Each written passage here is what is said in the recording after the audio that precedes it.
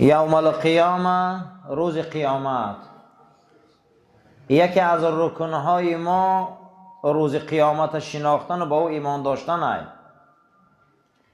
سوره بقره را در ابتداش الله جل و علا شانه در اول سوره بقره و بالآخرت هم یوقنون آیه مبارکه و بالآخرت هم یوقنون. ما به روز آخرت یقین داریم که حقه. یقین میکنیم نه، یقین داریم که روز قیامت حقه. مؤمنین خدا اهل فلاح نجات کسایی هستند که اونها نجات یافتن، نفرای هستند که و بالآخرت هم یوقنون، اینها به آخرت یقین دارند که آخرت حقه. و سوال می شود که شما ای کجا یقین داره که آخرت حقه؟ ای کجا با دل پر گپ میزنه که آخرت حقه؟ کی آخرت رفته تماشا کرده اومده دیده؟ کی میدونه که آخرت حقه؟ کی میدونه که چی عمله، چی راحته در اوجا؟ کی میدونه که چی عذابه؟ هیچ کسی را نمیدونه در بین ما. چی با میگیم که یقین داریم که حقه؟ ای کجا این سرچشمه؟ ای کجا این باوری؟ انا همون مردی که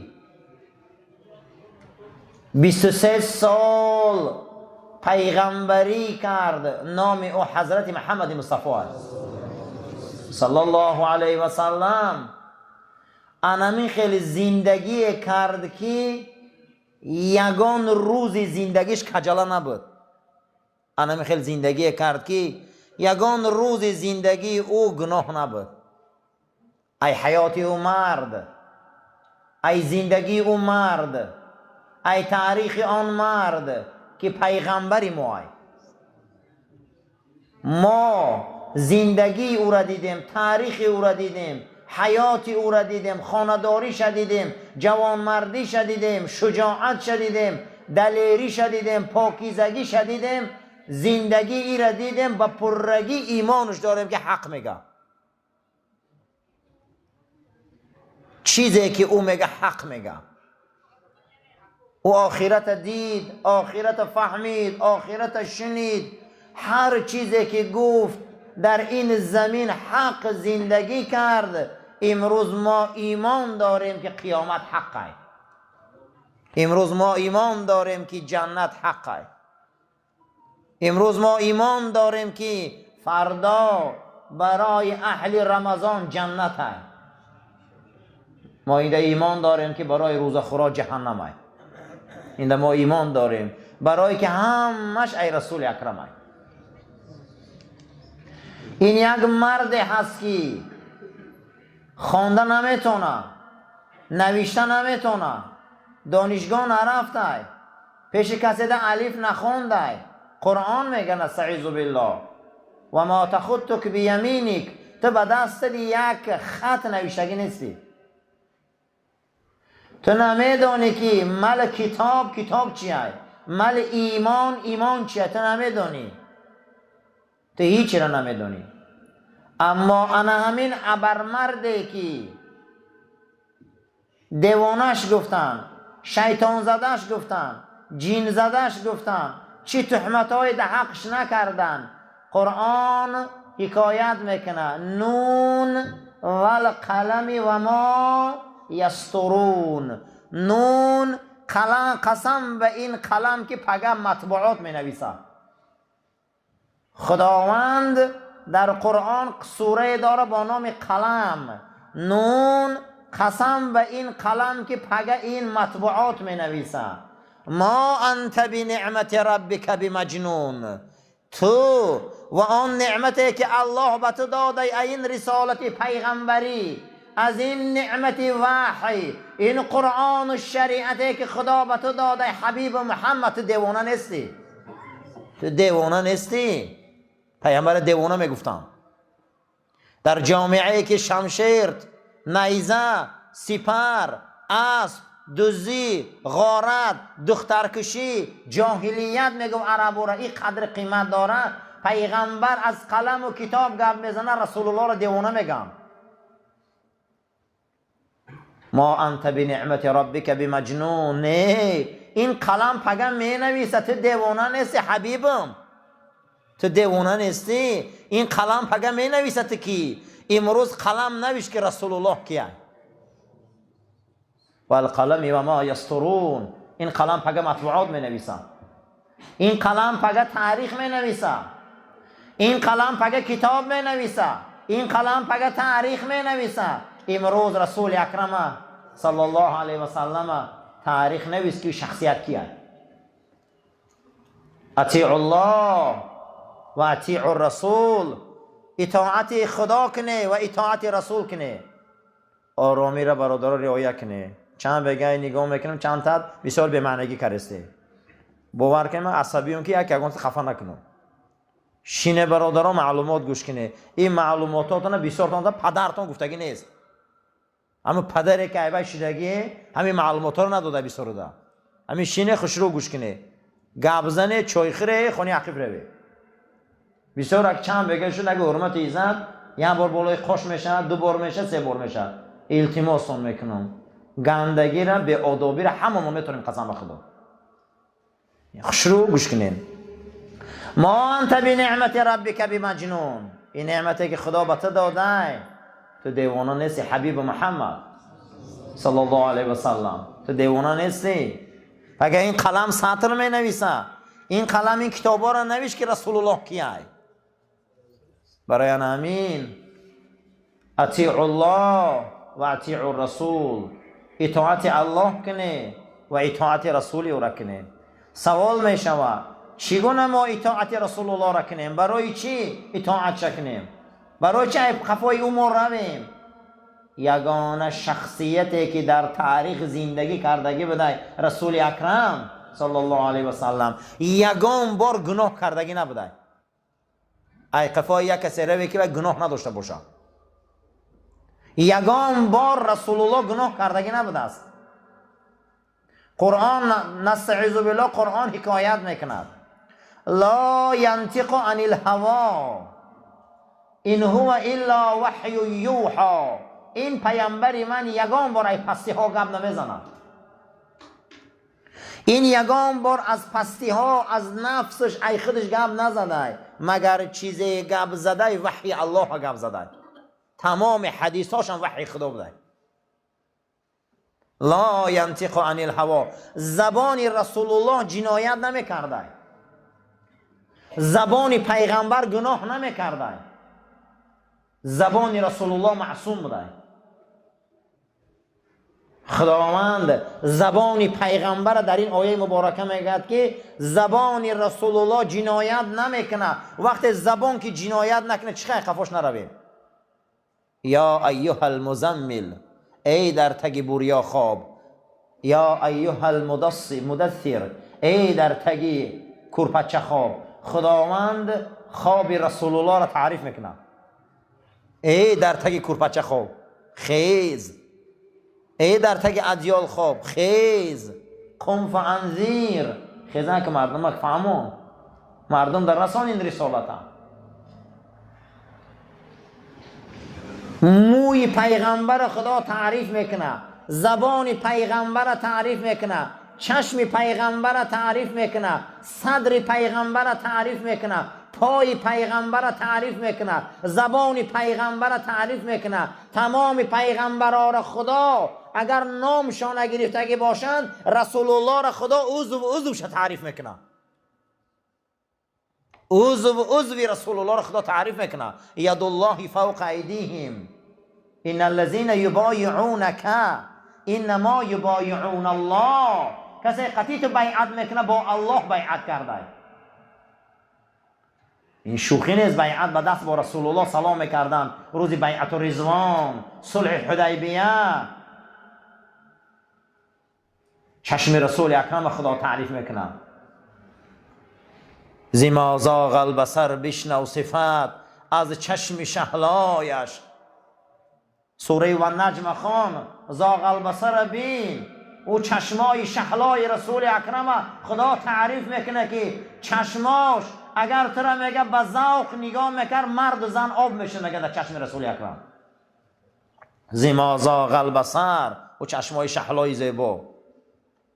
برای همین این عذاب گور سبوکیش، احترام منکر و نکیر، رحم کردن عزرائیل در جان ما، گذشتن از پل صراط به آسانی، در محکمه الله خیل سبو گرفتن نامه اعمال، رفتن به سوی جنت جاودان، رها خوردن از تاریکی های روز قیامت، در این دنیا سعادتمند شدن، همه همین با یک صلواتی رسول الله تمام میشه. رسول الله عز الآدم نیست، قسم به خدا. رسول الله شوخی انسان نیست. در گور ما را از او میپرسند. زندگی ما همش برای رسول اکرم است.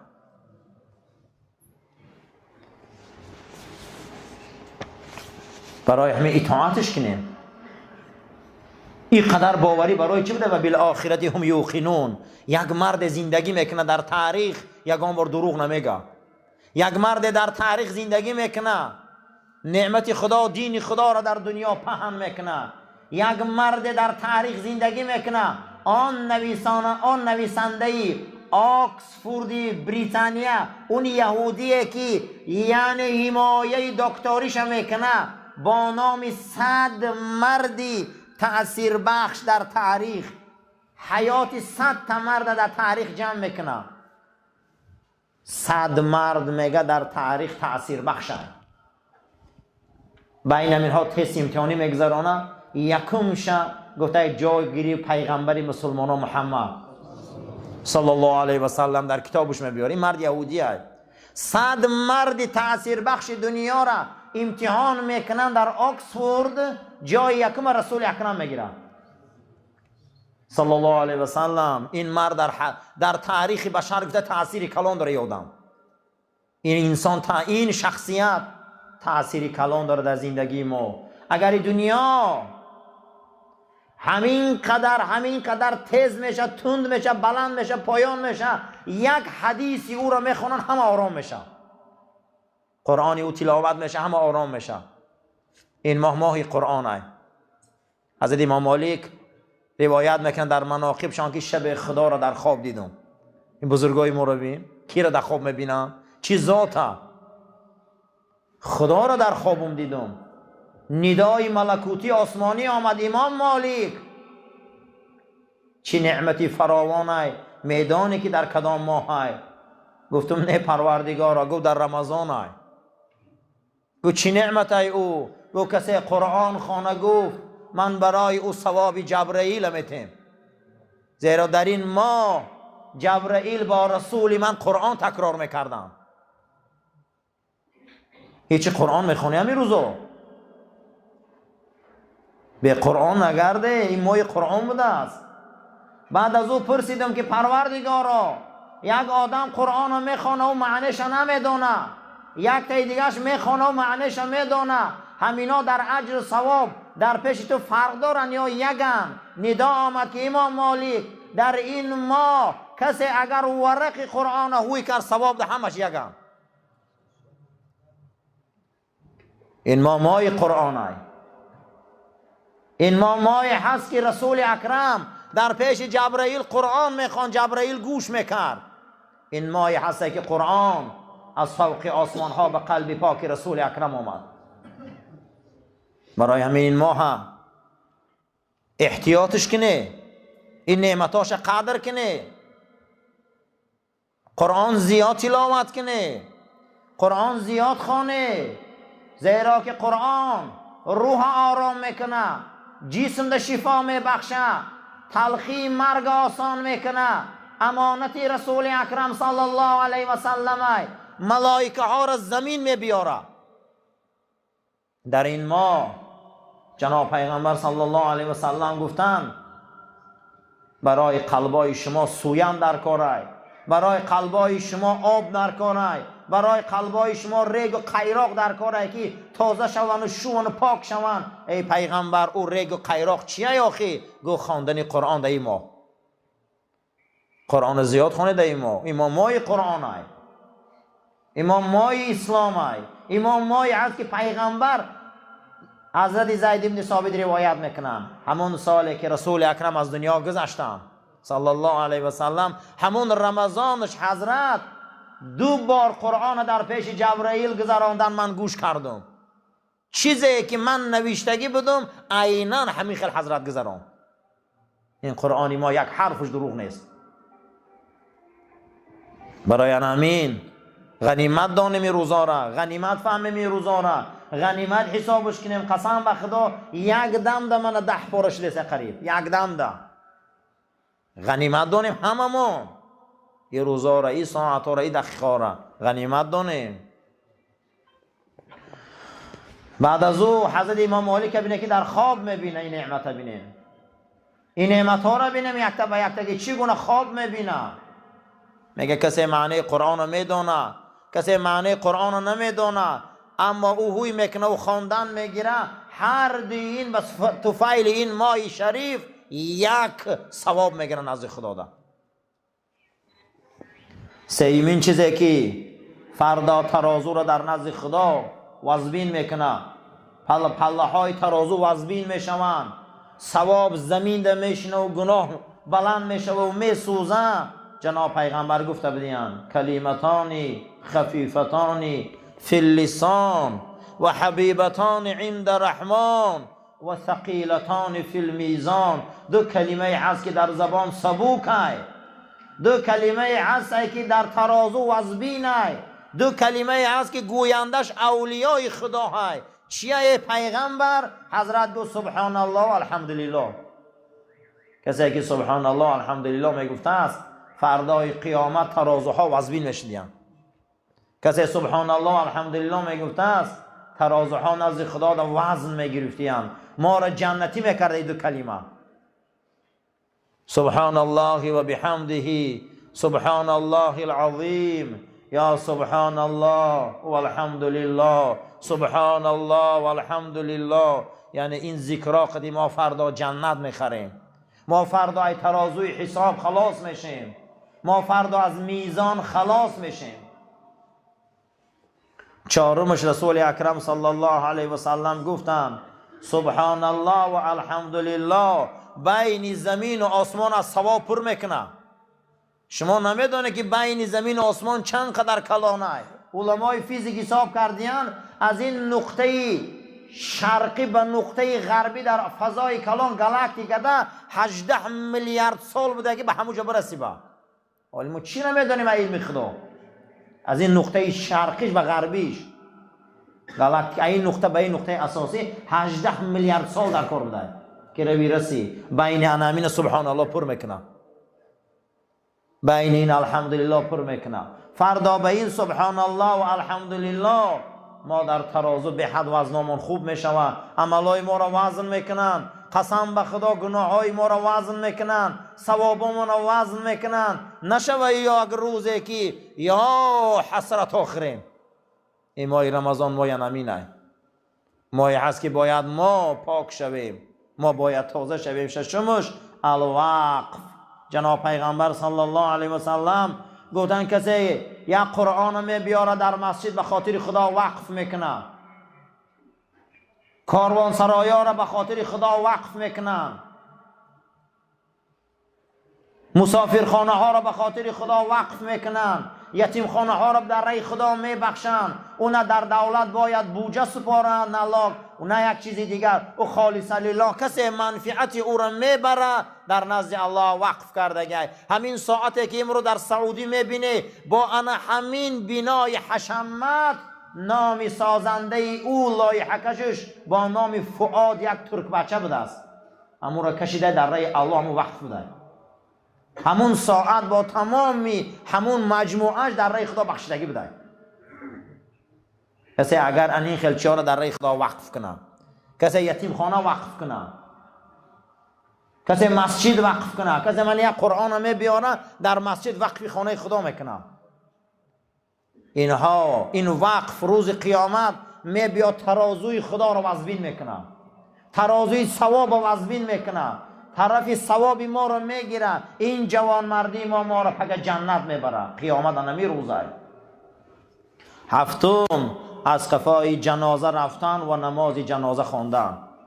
رسول اکرم صلی الله علیه و سلم گفتن هر کسی که نماز جنازه یک مسلمان خانه یک قیرات ثواب میگیره در نامه اعمالش. اگر ای قفای جنازه رو و با درون لحد و گور تماشا کنه و یاد آخرت بیاره او 2 قیرات میگیره. این 2 قیرات اشاره کرد به کوی احد، گو این فردا در نامه اعمالش ترازوی حساب ده میبیا بالای ثواب ده.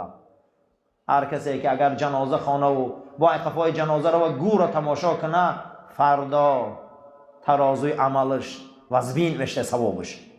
این عملهای بده که روز قیامت ما را نجات میداده، ما را نجات میداده. خوشا به حال انسان هایی که جنازه میخونن، خوشا به حال انسان هایی که در جنازه ها شرکت میکنن، خوشا به حال انسان هایی که با رفته خانه گور و آخرت تماشا میکنن. اینها جنتیان. پیغمبرمون صلی الله علیه و سلم قرآنگه آیت کلده و بالآخرت هم یوقنون. بزلا آخرتگه ایمانمز بار، بزلانه آخرتگه یقین قلمز که آخرت حق، یقین قلمز که وزمزگه که آخرت حق، آخرت یلغان یاق.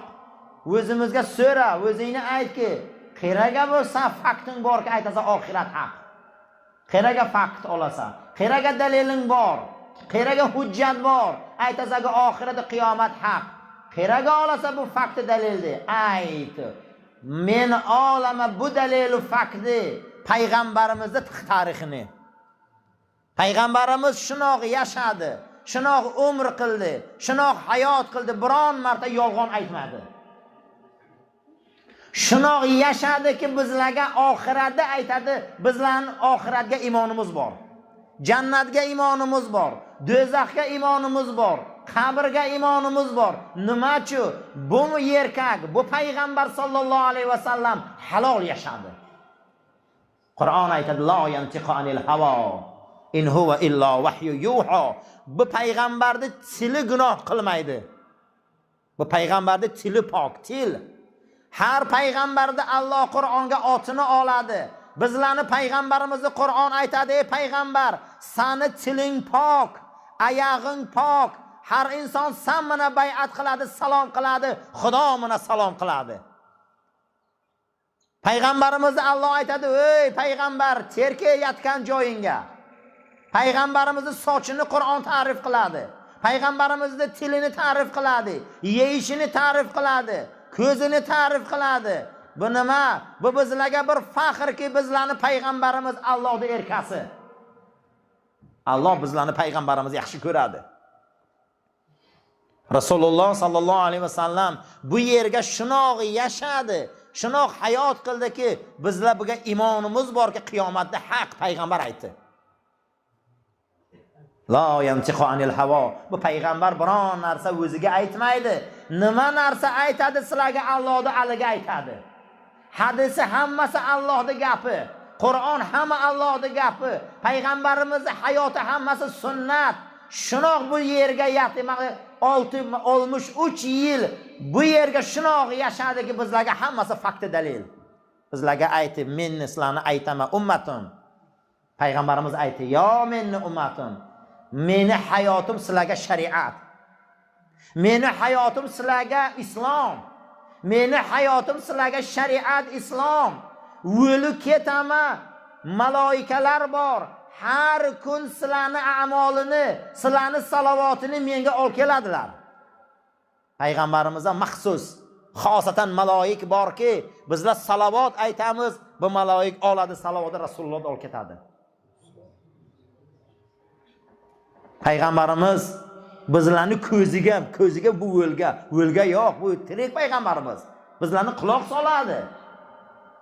Bizlarni a'molimni ko'radi, o'zi aytadi. Men o'lgan vaqtiga menda a'molni olib keladilar, men ko'raman. Alhamdulillah bu oy Ramazonga bizlarni a'molimiz yaxshi ketsin. Ramazonlik ketsin. Payg'ambarimiz ko'radi. Juma oqshomi ko'radi buni hammasini. Bu haq. خداوند ما را برای راست هدایت کن.